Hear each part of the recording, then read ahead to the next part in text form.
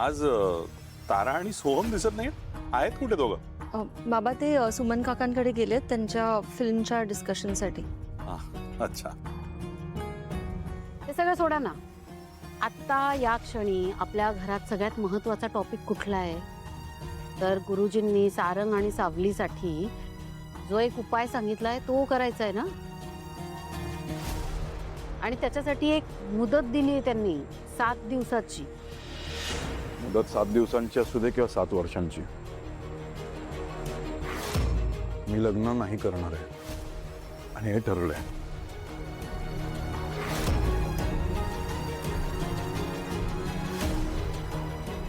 त्यामुळे उगाच चर्चा नको आता.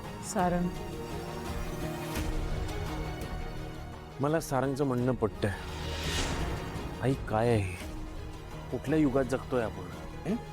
युगात कसलं हे दुसरं लग्न किती ते ऐकायला पण किती ऑड वाटतंय. एक विधी म्हणून बघायचा ह्याच्याकडे. हा विधी आपण सारंग आणि सावलीच्या सुखासाठी करतोय. हा फक्त विधी आहे आणि तो उरकायचा आहे आपण. दादा, तू पण या अंधश्रद्धेवर विश्वास ठेवतोस? मला तुझ्याकडनं ही अपेक्षा नव्हती. नील थांब जरा. सारंग, याआधी आपण जे बोललो होतो की हा लग्नाचा विधी आपण जर का केला तर आपल्या बिझनेसची, कंपनीची, रूपम कॉस्मेटिक्सची नाचक्की होईल.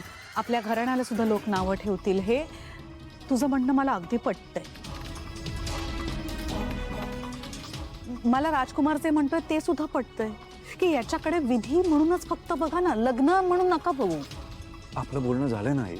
अरे हो, पण तू बोललीस ना मला की माझ्या इच्छेविरुद्ध तू काहीच नाही करणार. मग आता असं का बोलतेस?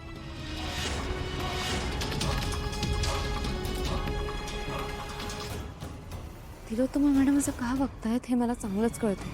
त्या कुठल्या तरी मोठ्या संकटात अडकल्या. पण काय करणार, त्यांनी मला वचनात अडकवून ठेवलंय.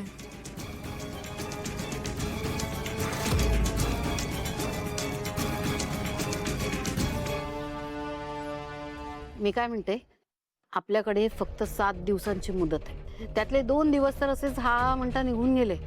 आपण चर्चाच करत राहिलो.